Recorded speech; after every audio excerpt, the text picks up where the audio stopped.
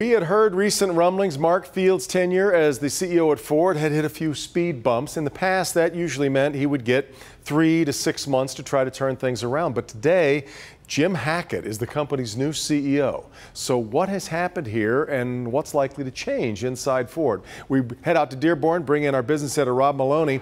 Rod, maybe he got more time than we know, but it didn't seem that way for Fields.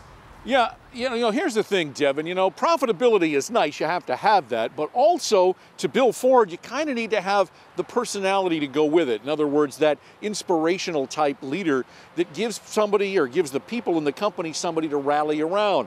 And it would appear, by all accounts, that Mark Fields was great with the profit, not so great with the personality. We have to empower the teams. Jim's all about that. And we have to move fast. And we have to trust our people to move fast. And so it's not command and control. Bill Ford says despite the record profits Fields raked in, he saw Ford slipping back into old and bad pre-Mullally habits. The culture of caring about each other, the culture of caring about the company, the culture of ideas flowing freely without regard to hierarchy. He didn't like what he was seeing, and considering the wrenching change the auto industry is moving toward, he needed to move.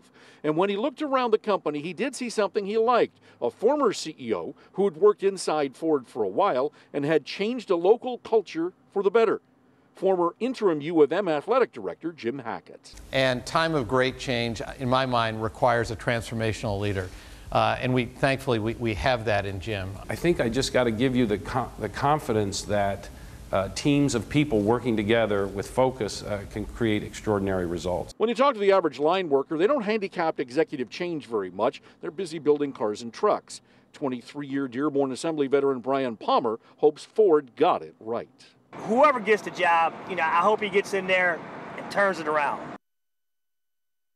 And so another turnaround of sorts is going to go on here. But Bill Ford said part of the reason this is so important is because they're getting into that artificial intelligence, autonomous vehicle area, and they can't be worried about this other stuff. They need to be together and unified and thinking clearly as they move forward to try and reinvent the company. They believe Jim Hackett can do that, considering he's done that pretty much everywhere he's been. Back to you.